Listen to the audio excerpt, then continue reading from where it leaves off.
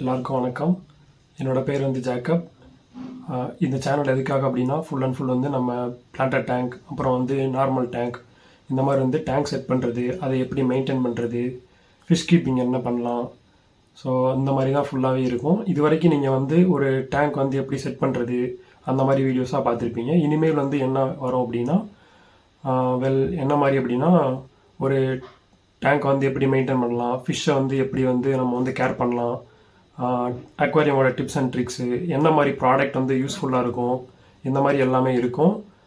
இன்றைக்கி நம்ம என்ன பார்க்க போகிறோம் அப்படின்னா ஒரு டேங்க்கை வந்து நம்ம வந்து எப்படி மெயின்டைன் பண்ணலாம் அப்படின்றத பார்க்க போகிறோம். வாட்டர் சேஞ்ச் பண்ணுறது இந்த மாதிரி தான் பார்க்க போகிறோம். நம்ம என்ன நினச்சிட்ருப்போம் அப்படின்னா ஒரு ஃபிஷ் டேங்க் கேர் பண்ணுறது வந்து ரொம்ப வந்து கஷ்டம், அதை வந்து க்ளீன் பண்ணுறது வந்து வாரத்துக்கு ஒருக்கா வந்து எடுக்கணும், டேங்கை வந்து அந்த இடத்துலேருந்து எடுத்து அதில் உள்ள ஃபிஷ்ஷெல்லாம் பிடிச்சி போட்டு ஒரு வழி பண்ணிவிடாம விட மாட்டோம். அது வந்து ஃபிஷ் வந்து சீக்கிரமாக இறந்தும் போயிடும். ஸோ அந்த மாதிரி நம்ம வந்து பண்ண தேவையே இல்லை.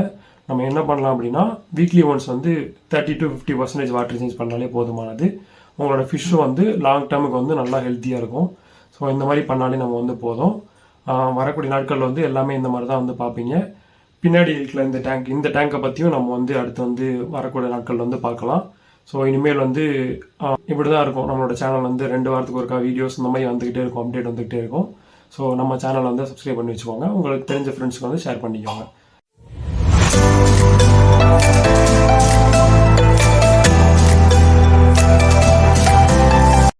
இப்போ நீங்கள் பார்க்குற இந்த டேங்க் தான் நம்ம வந்து இன்றைக்கி வந்து மெயின்டைன் பண்ண போகிற டேங்க்கு. ஃபில்டரை வந்து வெளியில் எடுத்துடணும். ஃபில்டரை வெளியில் எடுத்துட்டா வந்து நம்ம வந்து அந்த டேங்கோட கார்னர் எட்ஜஸ்லாம் வந்து நமக்கு வந்து க்ளீன் பண்ணுறதுக்கு வந்து ஈஸியாக இருக்கும். அப்புறம் இப்போ நம்ம ஒரு நல்ல ஒரு ஷார்ப்பான ஒரு சிசரை வச்சு இந்த மாதிரி பிளான்ஸை வந்து கட் பண்ணிடணும். ஒரே ஒரு கட்டில் வந்து கட் பண்ணணும். 2-3 கட்ஸ்க்கு வந்து நம்ம வந்து போகக்கூடாது. அப்புறம் கட் பண்ணதை வந்து இந்த மாதிரி வந்து அகைன் வந்து ட்வீசர் வச்சு ரீப்ளான்ட் பண்ணிடலாம். ரீப்ளான்ட் பண்ணும்போது என்ன ஆகும் அப்படின்னா நம்ம மேலே கட் பண்ண ஸ்டெம்ஸும் வந்து வளரும்.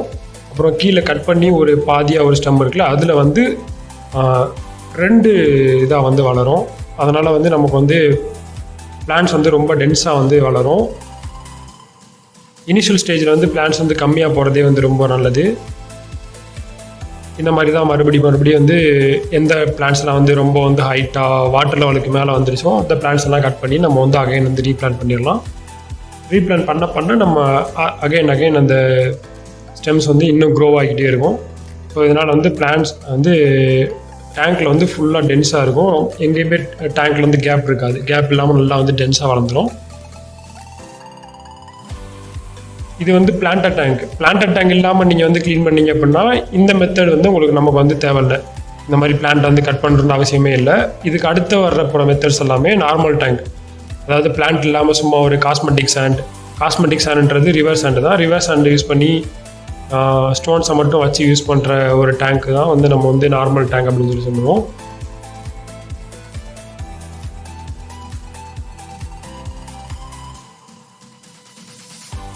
ஒரு ஸ்பான்ஸை வச்சு நம்ம வந்து க்ளீன் பண்ணிடலாம். இந்த ஸ்பான்ஸ் வந்து கடையில் கிடைக்கும், ஒரு 10 ரூபா தான் இருக்கும். பாத்திரம் கழுவுற ஸ்பான்ஸ் தான் இது வந்து. ஸோ வெசல்ஸ்லாம் க்ளீன் பண்ணுற ஸ்பான்ஸ் தான். இதை வச்சு நம்ம வந்து கிளாஸில் இருக்க ஆல்கே, அப்புறம் மேலே வாட்டர் லெவலில் இருக்கிற உப்பு கரை, இது எல்லாத்தையுமே நம்ம வந்து க்ளீன் பண்ணிடலாம். ரொம்ப சிம்பிளாக க்ளீன் பண்ணலாம். இந்த மாதிரி வந்து ரொம்ப வந்து கீழே வந்து ரொம்ப நம்ம போட்டிருக்க சாயில் வந்து டிஸ்டர்ப் பண்ணாமல் லைட்டாக அப்படியே டேங்க்கில் உள்ள கிளாஸை மட்டும் அப்படியே க்ளீன் பண்ணிடலாம். இதுக்கப்புறம் வந்து நம்ம வந்து கை போகிற அளவுக்கு மட்டும் க்ளீன் பண்ணால் போதும். கை போகாத இடம், அந்த இடுக்கு, இந்த கல்லோட ஸ்டோனோட ஒரு இருக்கிற இடத்துலலாம் வந்து போகாது. அதெல்லாம் வந்து நம்ம வந்து அப்புறமா டூத் ப்ரஷ் வச்சு க்ளீன் பண்ணிக்கலாம். இந்த மாதிரி தான் ஃபுல்லாக டேங்க் வந்து மேலேயும் கீழேயும் இல்லை சைடில் இந்த மாதிரி நல்லா க்ளீன் பண்ணணும். இங்கே சாயிலில் கொஞ்சம் இது இருக்குது பாருங்கள், சாயிலில் கொஞ்சம் ஆல்கே இருக்கோ, அதையும் அடுத்து வந்து க்ளீன் பண்ணலாம். இந்த மாதிரி தான் வந்து சாயிலில் இருக்க ஆல்கேவெல்லாம் வந்து க்ளீன் பண்ணணும். சாயிலை வந்து ரொம்ப டிஸ்டர்ப் பண்ணக்கூடாது. அந்த சாயில் அப்பர் சைடு, சாயிலில் இருக்க அப்பர் சைடு மட்டும் லைட்டாக அப்படியே க்ளீன் பண்ணாலே போதுமானது. இப்படி க்ளீன் பண்ணாலே போதும். கீழே உங்களுக்கு அந்த சாயிலில் டஸ்ட்லாம் இருக்குது பார்த்தீங்கன்னா, அந்த டஸ்ட்லாம் வந்து நம்ம திருப்பி வந்து எடுத்துடலாம். அது ஒன்றும் பிரச்சனை இல்லை.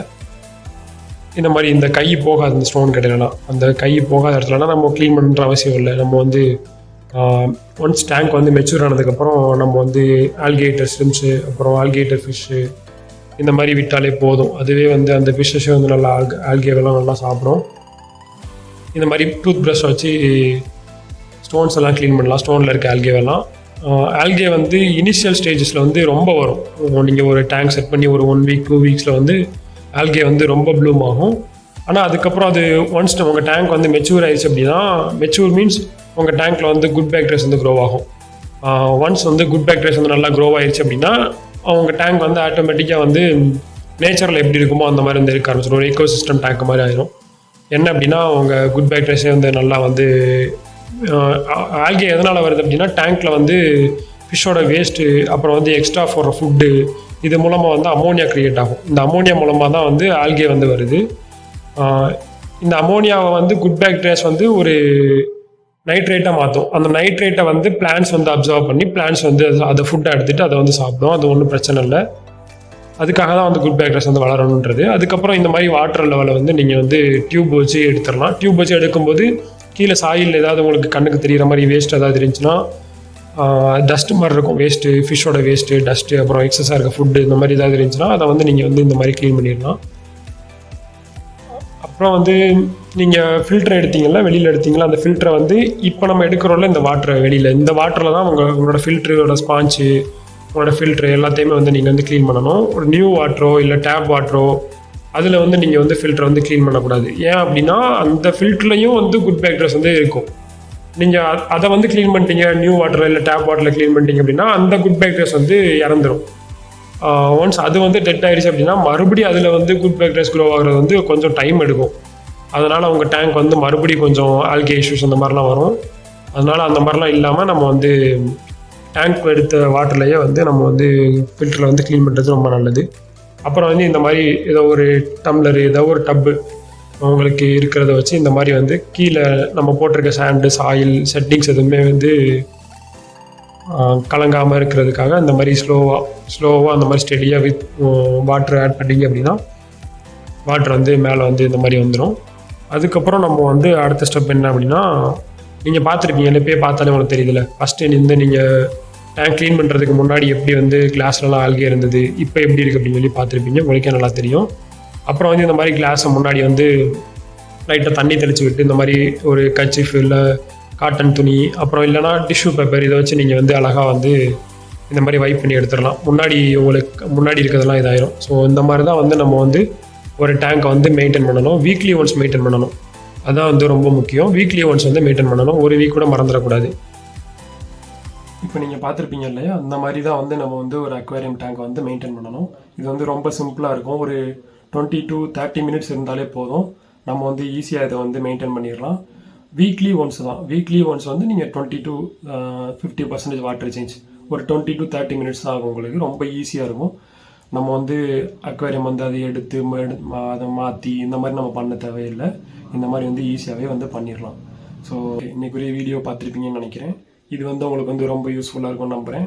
இதை மாதிரி வந்து உங்களுக்கு என்ன டவுட் இருந்தாலும் சரி, அது அக்வேரியம் பற்றி, அதை எப்படி மெயின்டைன் பண்ணுறது, ஃபிஷ் வந்து என்ன மாதிரி ஃபிஷ் விடலாம், அந்த மாதிரி உங்களுக்கு என்ன டவுட் இருந்தாலும் அதை பற்றி நீங்கள் கமெண்டில் தெரிவிங்க. அதுக்கான வீடியோ வந்து நான் கூடிய சீக்கிரம் போடுறேன். இந்த மெயின்டைன் பண்ணோம்ல, இந்த டேங்க் வந்து ஒரு 2 மாதம் கழித்து வந்து என்ன க்ரோத் இருக்குது, பிளான்ட் வந்து என்ன மாதிரி இருக்குது அப்படின்றத அந்த கிளிப்ஸை வந்து ஆட் பண்ணியிருக்கேன். அதையும் பார்த்து என்ஜாய் பண்ணுங்கள்.